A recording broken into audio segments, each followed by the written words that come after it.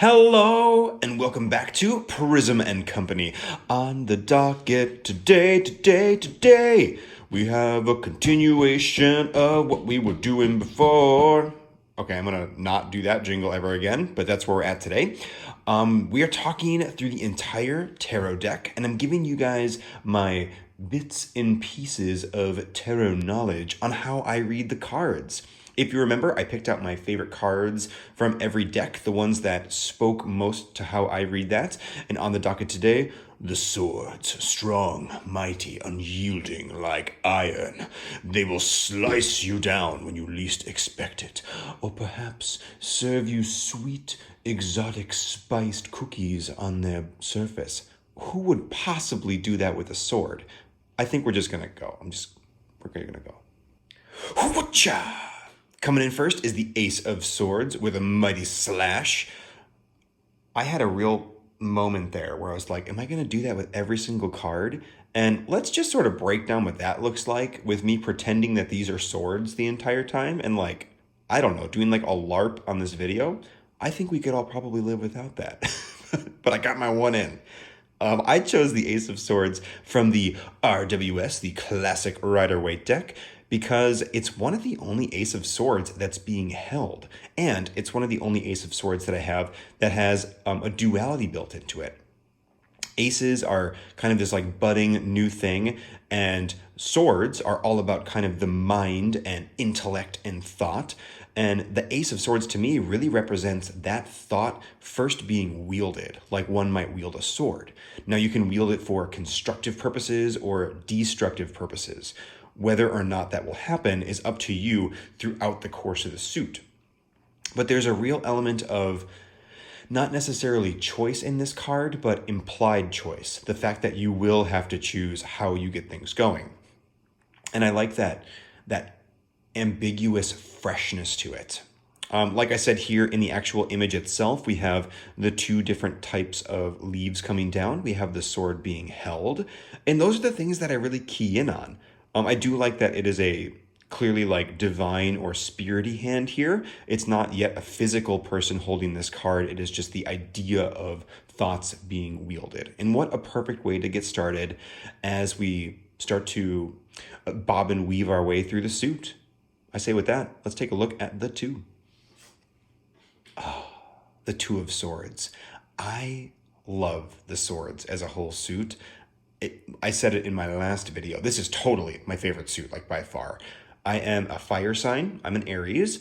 I live like an earth sign. I am very grounded and kind of crunchy as a person, but I love swords. I love puzzles and games and thought experiments and riddles and just like anything to do with the mind is just like where I want to live. And that also crosses over very frequently into Worry Town. So I'm just like always caught up in my head and thinking once we get to the Knight of Swords, that's sort of where my head's at all the time. And we'll talk about that. But all of that is completely irrelevant because right now it's two time. It's time for the Two of Swords. And I have chosen this depiction from the lovely Tarot of the Spirit. This deck is unbelievably gorgeous. And every time I look at it, I always remember. Here we have two swords crossing and they're meeting in the middle. They're not fighting. They have paused, and there's actually almost a bubble around the center, but there's all this stuff going in around the edge. I think of the Two of Swords like two people or two thoughts finding peace amidst cacophony. You know, you're coming off of the ace, and the aces are always like these wild kind of expansive ideas. Our Ace of Swords needs to be wielded. It could be anything. And here, amidst all of that choice and option, we have found some peace. We have found a choice to settle on amidst all the chaos and confusion. This card is often read as like a choice, which I find really interesting, but I like to think of it as a choice that needs to be made, even though there will be other options. That's the thing about choosing, is that you can't choose everything. So I like to really focus in on the fact that there is all this extra stuff around and that something will kind of come to fruition or something will be settled on once it's there. Just a lovely depiction of the two. I really love the ultra subtle choice of different handles, different, there's a sword word that I'm losing here, but whatever, that thing is called too, the guard, the wrist guard maybe. Those are different colors, but the actual swords themselves are the same. So there is a little bit of duality built in, but overall the image feels very balanced because it's this kind of creamy white. And then you also have the subtlety of blue, cool tones and warmer yellowy tones over here, again, kind of mirroring the swords on each side. But there's enough little color variation mixed in that it's interesting. Just a totally lovely image, and I think a beautiful depiction of the two. Let's go on to this three. The way that I just said three is not the way that a human being says three. And that is what it is. I was going to try and convince you that I wasn't a robot, but I feel like if you bring up that you're not a robot and that you want to convince somebody you're not, that immediately makes you significantly more robotic. So here we are. That's going to be what it is. We'll determine my status of roboticism later. I think the fact that I can't say that word is a pretty good, in the human category. Again, I digress. We're at the swords. I feel like I'm going to get caught up in my head a lot. That's just kind of where we're going to be on this episode. So there it goes. For the Three of Swords, 40 seconds into this card, we're finally getting here. I have chose this absolutely beautiful rendition from the first edition Mary L. Tarot. The new Three of Swords is like your classic sword image from the Rider-Waite-Smith, which is the heart being stabbed by three swords, which is so confusing to me in a suit all about the mind. Why is the heart showing up? Obviously we have to think about things, and feelings are in some ways very closely connected to thought, but there's plenty of space for thought to be viewed in the deck. Let's give it some showtime. For the threes, they're all about kind of that soft, quiet growing. And for me here, this bird is totally representing thoughts kind of rising. I see this bird going up as if we are learning something. So we're learning, but it's also gripping the swords with its, legs and beak. So this bird is learning, but as it learns, it keeps realizing that there's more and more to learn. It's the idea that the more we know, the less we know. You eventually get to a point where you're a master of physics, and then you realize that mastering physics means that you know some stuff, but not how the universe works, for example. Quantum mechanics and all that is all theoretical at this point. There's very little nailed down. And then you get into how dark matter or something works, something that we don't even have access to or can't touch or feel or study. The more you learn, the more you realize is out there, and that realization is overwhelming and kind of crippling. And I think that's where I can read into the normal image of a Three of Swords with the heart and the swords stabbing through it just fine, because it's sorrow to me. It's a very thothy way to read this card, but it's that soft, quiet sadness that comes with learning too much or knowing more and more. And it's not sadness in the same way that it's emotionally sad. It's a heavy existential sadness. It's a weight. In the Prism Tarot, I depicted this card as a mountain range with a starry sky above it and three swords rising out, just because it's you lay back in, say, a desert or something next to mountains, and you look up at the sky and you suddenly realize how small you are. And that tiny feeling is overwhelming, but it's not loud. It's not like a bus that hits you. It's this quiet, soft feeling that grows. And that's typically where I take the three. And also in this card, can I just say, and forgive me if you can never unsee this, but there's totally a face in that cloud. There's two eyes, a nose, and a mouth. It just always weirds me out a little bit. It's like this spooky apparition almost appearing out of the three, but I think that's kind of cool. It's like those existential thoughts appearing out of nothing almost. Lovely job, Mary L. This deck is far too smart for me most times, but I feel like me and this card, we kind of got it. Let's go into the four. So coming in here with the four, we have a really interesting point in the suit of swords. We started off with the ace, which was, all of these thoughts and ideas flowing around but unformed. We needed to grab the sword and wield it to make decisions, either for good or bad. Then the two was finally settling on something in this swirling, cacophonous, idea storm, even though that's still around there, we've kind of made peace and found something. And then from that idea in the 3, we've learned and immediately gotten overwhelmed because knowledge is really overwhelming. And we've kind of experienced that sorrow. So now this is the natural kind of recoil from that. Humans generally want to be happy and a little more static, and too much of that kind of existential crisis can be really hard on the mind. So this is the mind kind of like not shutting down, but closing itself in almost. Some of the other 4s that we've seen have been very stable, but also very enclosed. Think of the wands was like that combustion engine. Nothing was really escaping. I think of much the same with the 4s here. It's kind of imposed thought, whether that's from somebody else or from ourselves. I almost think of like watching TV as the 4 of Swords. I don't watch a lot of TV myself, but folks who do often speak of it as like vegging out, or they move my legs here, they fell asleep. Not wanting to think, just kind of like getting into that Zen place.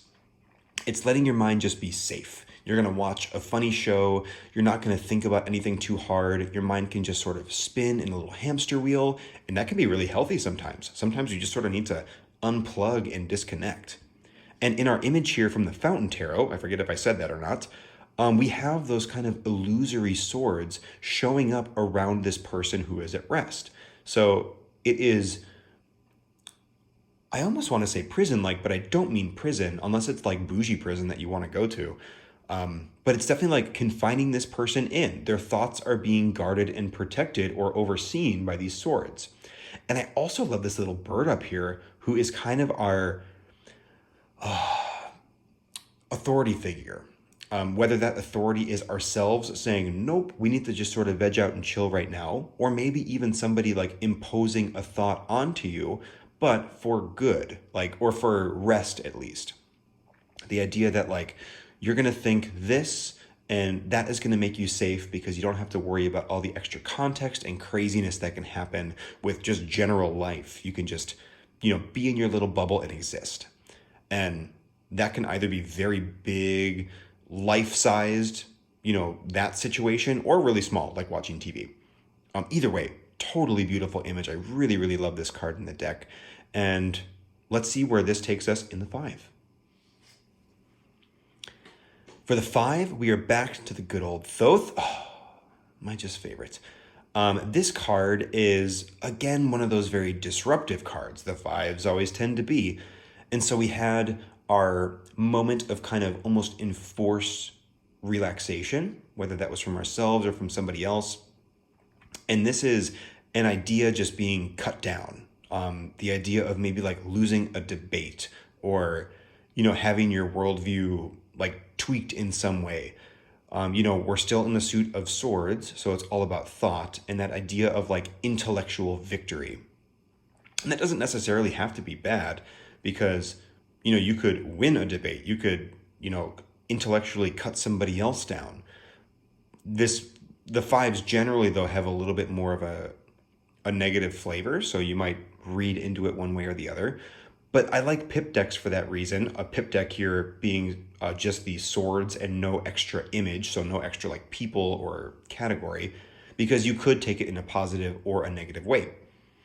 I love the way that Lady Frida Harris depicted this image with kind of all this cacophonous stuff happening around the edge. These refractive, almost wing-like shapes show up all throughout the sword suit, but here they're almost breaking apart a little bit and kind of shutting down, and we definitely get some like weird bleeding of dark greens in.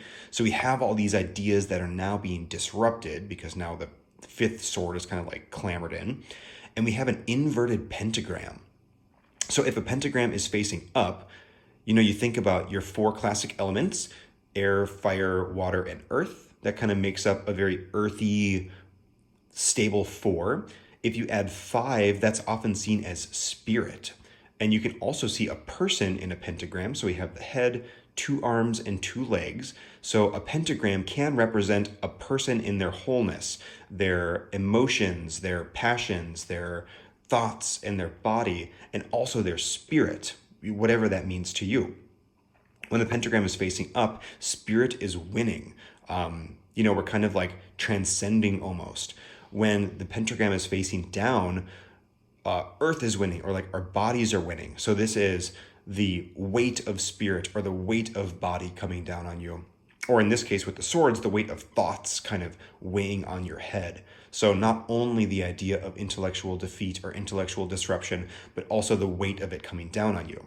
And especially coming off of the 5 and needing to get low so the 6 can rise, the 5 to me is often very heavy. Cool, so we've gotten through the 4, 5. Let's take a look at the 6s, which are always my favorites because they rise us out of this weird place. Here we have the 6 of Swords, or the 6 of Wind in this deck. We are back to the absolutely lovely Tarot of the Spirit. And this is another card that I was really I had a hard time finding one that I liked.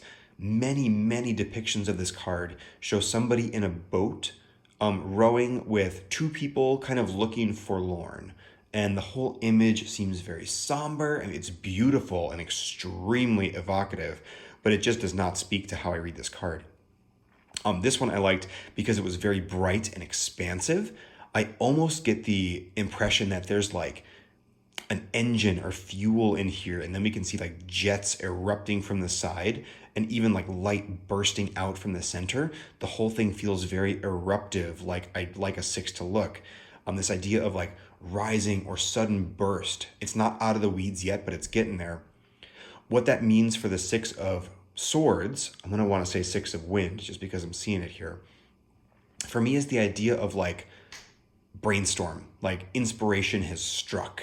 And maybe not inspiration, but like, okay, here we go. I always imagine somebody sitting at a desk at midnight and the desk is covered in papers and they've been trying to like figure out a formula or some sort of logic problem or a question. And this moment is when they're like, Eureka, I've got it. I think if I could give the 6 of Swords a keyword, it would be Eureka. And it's not like they've got all the math down yet, not like they've figured out every little bit, but they unlocked something. They just, got to a new plateau suddenly. It's that idea of like disrupted thought. You imagine them in the place of the 5 of Swords where they're like, oh, I'm never going to figure this out. I can't get this problem done. I've thought about it for 13 years or whatever. And then the 6 comes in. It's like, nah, light shines through all that craziness. And it's just like, boom, here's your answer. Here's your direction. And that is just beautifully depicted here. Let's see what that leads to, though, in the 7. Oh, man, I hope this is fun for you guys and not, like, frustrating or anything. I know sometimes when I look at a tarot deck or hear people who interpret cards different than me, my initial gut reaction is to be like, no, you're reading it wrong, which is so silly, because the beauty of tarot is that everybody can bring their thoughts and ideas to it. And that's why there's like a million decks out there. Different creators have put their spin on it and their own voice and vision to help kind of create this tapestry that is like weaving together all these myriad of meanings to create this like ultra rich symbolic art meets thought system. And I think that's so cool. It almost brings the idea of like the Akashic record to mind. That's the idea, if you're not familiar, of like a cosmic consciousness that contains all thought. There's different theories on that, but tarot is almost like the as above, so below version of that, of just like everybody bringing their esoteric and intuitive knowledge into this thing and bringing so many different versions and variations to it that it almost starts to blend. I kind of feel like we're getting to a point in the tarot community where it's like you can read whatever you want kind of into any deck, and then if you want the specific flavor, you just read that creator's guidebook, and then you can get kind of their variations. And then, of course, everybody has their own images that they feel drawn to, so you can really ride the wave, settle where you need to. Like I could probably pick up any tarot deck and read it, but I settled on the decks that I like and that speak to me. It's interesting. I didn't intend for that to be the case, but that idea actually speaks a little bit to how I read the 7 of Swords. Here we have the Thoth deck again, and we have 1 sword being opposed by 6.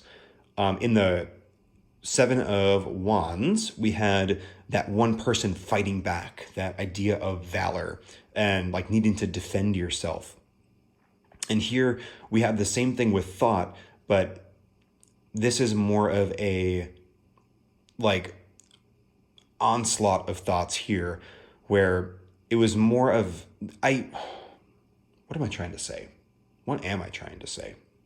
It's the swords, man. They get me in my head every single time. For me, wands are all about, fire and passion and moving. So it is the one wand against the many. The one is the focus in the Seven of Wands, because that is the thing that is fighting back. In the Seven of Wands, for me, it's about the other six. It's about how much extra stuff is colliding back in.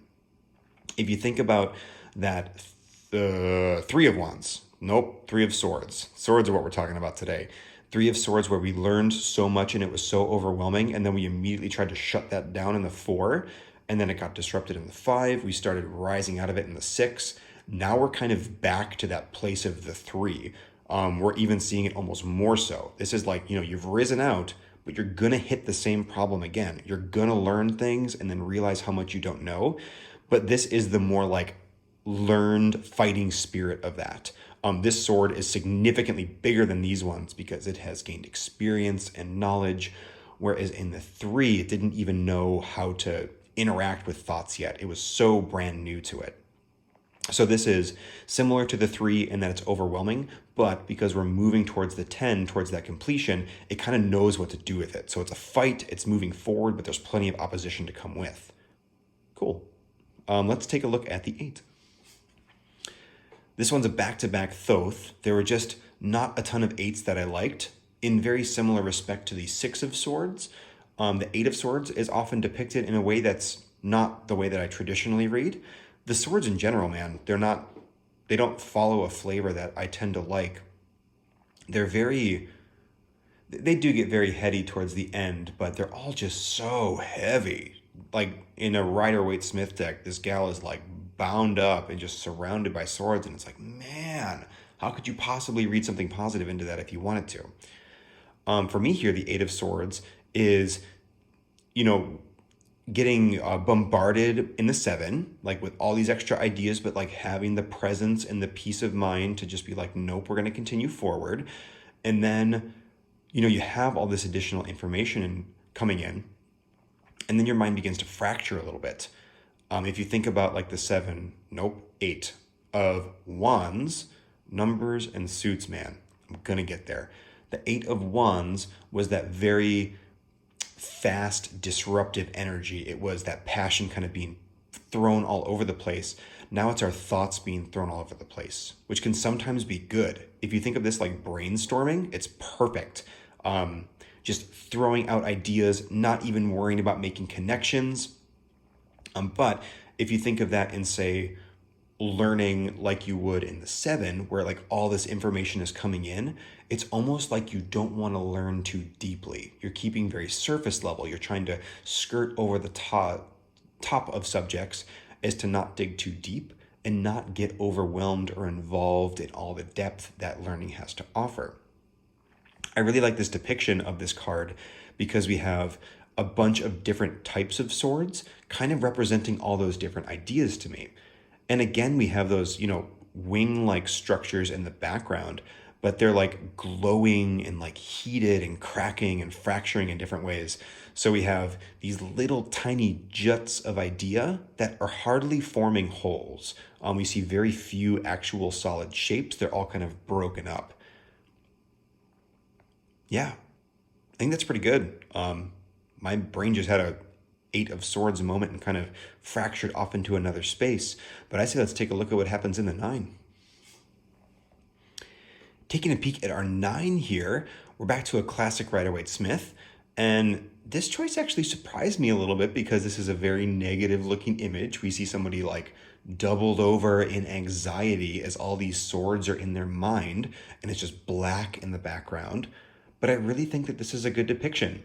9s for me are all about that overwhelming feeling. Sometimes it's overwhelmingly positive or overwhelmingly energetic as you break through. This is just the mind being overwhelmed. And for me anyway, like the reason this image resonates is because my mind always goes to worry when it gets overwhelmed. Even if things get like excessively positive, my brain always goes to like, oh, but what's going to go wrong? Like, what if I lose it? So there's definitely that tension that always happens. But even if this was read positively, I like the idea of just like these swords almost weighing down on the brain. And you could potentially read that person, I mean, this is a stretch, but like as putting their hands over their head, like, I can't believe I just won like this giveaway. Like, what are the odds? Like the idea of like calculating that and those huge numbers like sinking into the brain. I just like the overwhelming quality of this image. And to me, it's actually fairly straightforward. Overwhelming with the brain is overwhelming. That's a very like silly sentence to say, but whether it's positive or negative, if you have too many thoughts, there's not enough room to breathe and think. It's kind of like if you fill up a computer all the way, there's not even enough room for the computer to like get a file out because there's just like no space. It's like packing a warehouse 100% full of boxes. You're just stopped for a second. And I'm trying to think here, like the wands are like so action oriented in this like singular action in the nines, where the nine of swords feels like singularly stopped. It's just this moment of like thought is collected and crystallized and just it can't even. This card can't even. And I think with that, let's take a look at the 10 because I also can't even with how I've been describing this. We're swinging back in with the Mary L for the 10 of swords here. And oh my gosh, what a beautiful image. If you watched my, I think it was my top 5 faves video, I just gushed about how pretty this card is, but let's take a look at it a little more symbolically this time. I really am reading this card almost as like the Grim Reaper. This is depicting one of the 4 horsemen of the apocalypse, but I love the image of the scythe here and the bird because we've seen some birds pop in here and there, specifically through this collection of images. So that bird that has been kind of overseeing things or representing thought is now like, nah, girl. Oh, excuse me. I'm coming for you. This entire time through the suit of swords, we've been trying to dodge thinking. We've been learning and growing and suppressing and fighting against and disrupting and being stuck by. Now it's like make or break time. This will either, clear your mind and like shut you down, or it will like tear open a new veil and let you like think something brand new or like reach that new plateau that you were trying to get to. This is the 6 of swords moment in a positive light, where it's just like, we're done here. All of these old thoughts, things that you thought you knew, they're now over and dead, because once you learn something, you cannot unlearn it. And this is that moment of like completed learning. Or it's the moment where all of the struggle and resistance that we felt in the suit takes you down. The Reaper cuts you at the knees. And I think that's pretty cool. This image in like a Rider-Waite-Smith is a person being stabbed by 10 swords. And I was this close, so close to picking the one from the Wild Unknown, which is a bull or a buffalo being stabbed pretty brutally many times. I really like intensity in my 10 of swords. I think that it's an intense card. Whether you are learning something new or getting cut down, like that's an intense moment. And the idea of threshold where you cannot go back is not an easy one to cope with sometimes. But I decided to settle in on the figure of the Reaper because this one feels more active to me. This is showing us what the card is doing, not necessarily what the outcomes of the card are. Absolutely beautiful. Let's dive our way into the courts. Here we have a card from the Fountain Tarot for our Page of Swords, and what a lovely image it is.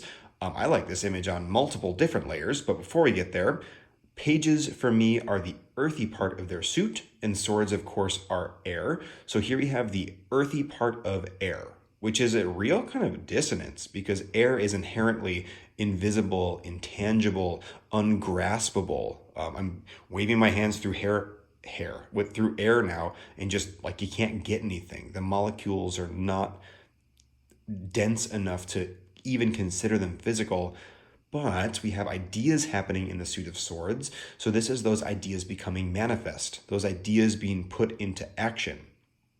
I find it really interesting to hear how other people read court cards, because typically pages are like thought of as new or learning, the kinds of people who would not be able to put ideas into action. But for me, with these elemental overlaps, that's exactly what this card is.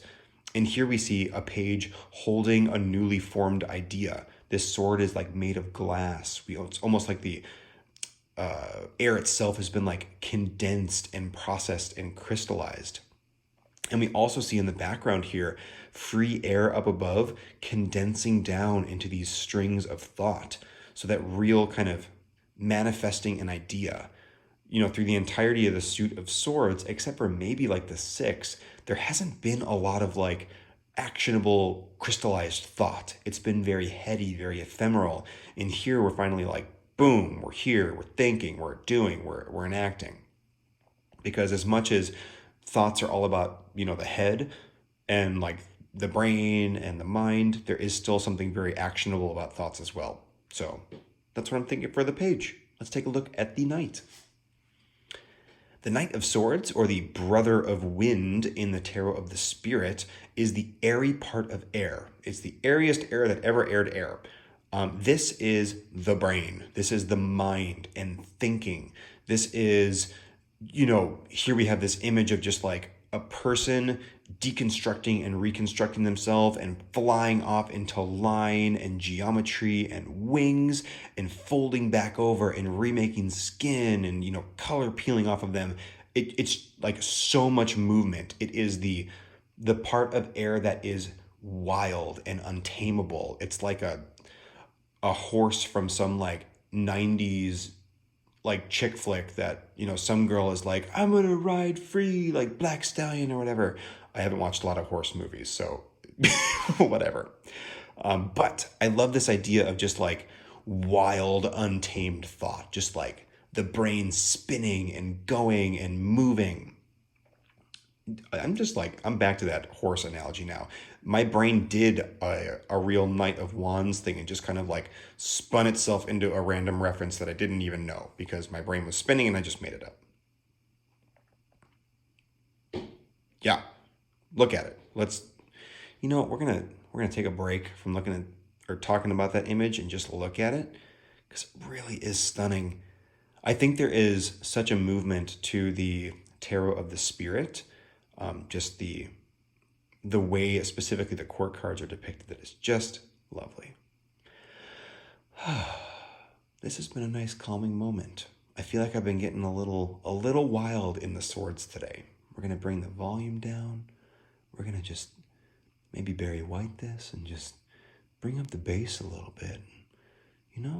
Crack open that bottle of wine that we got out and just kind of relax. And with that, I say, let's mosey on down to the Queen.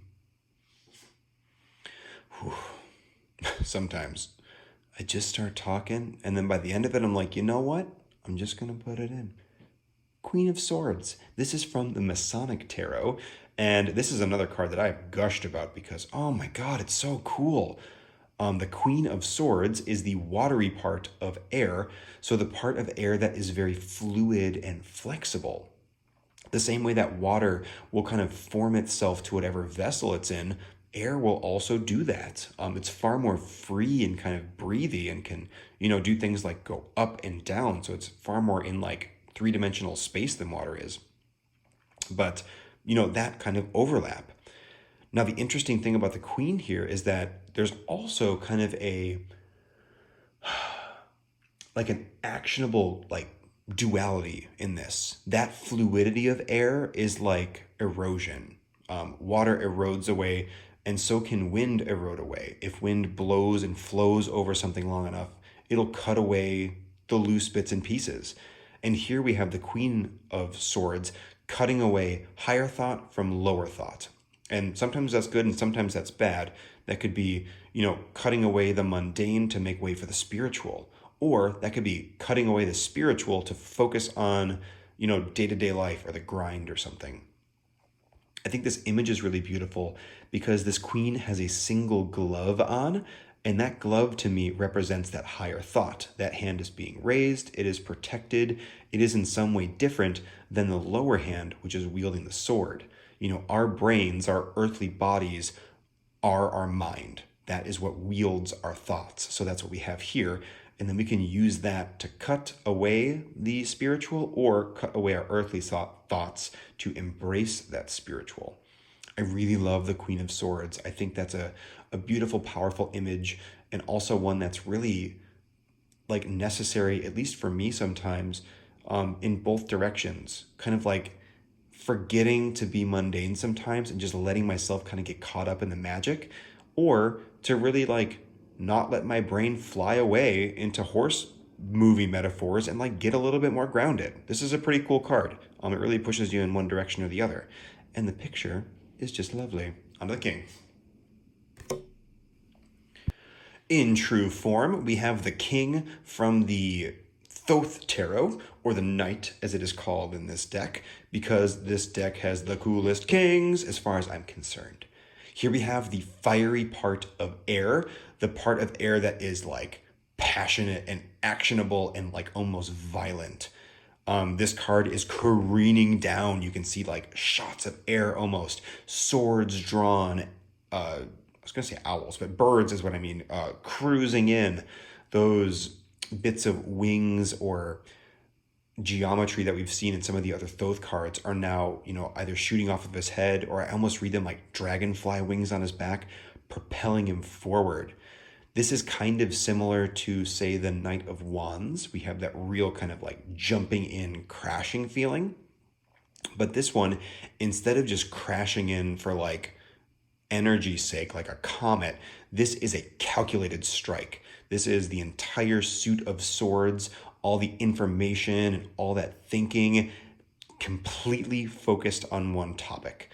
It is, all the learning, all the strategizing, then put into action. And I think that's a pretty powerful image and a pretty powerful way to put to view thought, because thought put into action like that can be really scary, or it can be really, really amazing. If you think about the human spirit and resilience and our ability to enact change for, say, like giant global disasters that, are happening, but whatever. Like the human spirits being able to like, we're going for it. We're putting all of our brains into action and moving and fixing things. Or think of this like an oppressive leader who is enacting and oppressing all of these ideas down onto people. Both of them are the brain and the mind using all of this information to just, bam, calculated strike, but it could be really good or really bad. For me, there's not a ton of middle ground in this particular king. I think we made it, guys. And I think I didn't totally make a fool of myself in this one. This suit for me is always like a little tough, because examples come to mind like religion or, like people groups or rulers, which is always just feels like a weird, touchy subject. Hopefully, you kind of got the thoughts and it was just archetypal talk. That's certainly how I meant it. But yeah, I think that was pretty good. I've certainly had a good time talking through it. Up next, of course, we have the discs, and I say, let's mosey on down. Well, next time. See ya.